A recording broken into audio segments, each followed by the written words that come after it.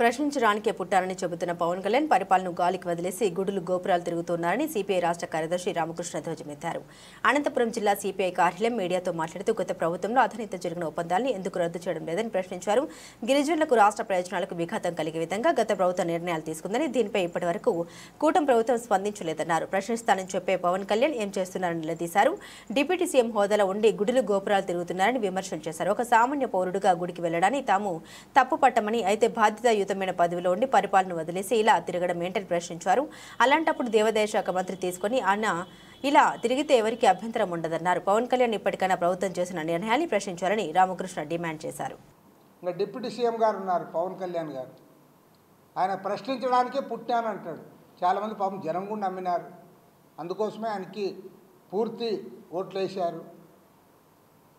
ఇప్పుడు నువ్వు ప్రశ్నించడం మానేసి పరిపాలన చేయడం కూడా మానేసి అదేదో గుడ్డలు వేసుకొని కాషాయ గుడ్డలు నువ్వు గుళ్ళు గోపురాలు తిరుగుతూ ఉంటే నాకైతే అంటే గుళ్ళు గోపురాలు తిరగకూడదని నేనేమన్నా. కానీ మన హిందూ సమాజంలో ఏమంటే రిటైర్మెంట్ అయిన తర్వాత వయసు పెరిగిన తర్వాత ఈ కార్యకలాపాలను తగ్గించి ఆధ్యాత్మికంగా అట్లా గుళ్ళు గోపురాలు తిరిగే వాళ్ళని చూశాను. అసలు నువ్వు డిప్యూటీ చీఫ్ మినిస్టర్గా ఉండి ఇక్కడ పరిపాలన చేయమంటే నేను కాషాయం వేసుకుని గుళ్ళు గోపురాలు చేస్తా, లడ్డూలో కల్తీ జరిగిందని చెప్పి నేను మౌన దీక్ష చేసుకుంటూ పోతా, దీనికి ఒక ఉప ముఖ్యమంత్రి అవసరమా అని నేను అడుగుతా ఉన్నా. ఈ రాష్ట్రానికి ఒక గుళ్ళు గోపురాలు తిరగడానికి ఉప ముఖ్యమంత్రి అవసరమా?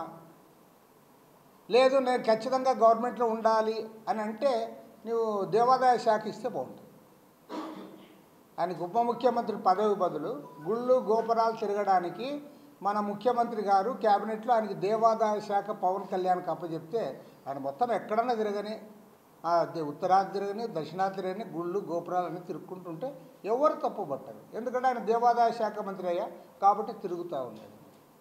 నువ్వు ప్రశ్నించడానికే పుట్టానని చెప్పేవాడివి, ఇప్పుడు నువ్వు క్యాబినెట్లో ఉండి నువ్వెందుకు మాట్లాడకుండా నేను ఎవరితో మాట్లాడను, మౌన దీక్ష పెట్టుకున్నా, తర్వాత అది కాషాయం చుట్టుకున్నా అంటే అది నువ్వు ఇండైరెక్ట్గా మీరు దోపిడీని సమర్థిస్తూ ఉన్నారు. ముఖ్యమంత్రి ఉప ముఖ్యమంత్రిని దోపిడీని సమర్థించడానికి మీరు ప్రభుత్వంలో ఉన్నారు. దీనికోసం ఇంత పెద్ద పోరాటం అవసరమా? గవర్నమెంట్ మార్పు అవసరమా? ఆ పని ఏదో జగన్మోహన్ రెడ్డి మంచిగా చేస్తాండే కదా. ఇవాళ కేంద్రంలో ప్రవేశపెట్టిన బడ్జెట్ ద్వారా దేశ ప్రజలకు, సాధారణ ప్రజలకు ఒరిగింది ఏమీ లేదు. వాళ్ళకి ఏమాత్రం కూడా బెనిఫిట్ లేదు. ఒక్కరికే ఎవరికప్ప అంటే వాళ్ళ ఇన్కమ్ ట్యాక్స్ లిమిట్ పెంచడం వల్ల ఉద్యోగస్తులకి కొద్దిగా ఇది ఇచ్చింది, మిడిల్ క్లాస్ ఉద్యోగస్తులకు కొద్దిగా మేలు జరిగింది. ఒకే ఒక అంశం ఏదైనా చెప్పాలంటే అదొక్కటి తప్పితే ఏ అంశంలో కూడా అటు రైతులకు కానీ, ఇటు సాధారణ ప్రజలకు కానీ, ఉద్యోగస్తులకు కానీ, లేదా కార్మికులకు కానీ ఎవరికి కూడా దీనిలో మేలు జరగలేదు. ఈరోజు దాన్ని తీవ్రంగా తప్పుపడతా ఉన్నాం. రైతులు పండించిన పంటలు గిట్టుబాటు ధర లేనందువల్ల రైతులందరూ కూడా లబోదిబోమంటా ఉన్నారు.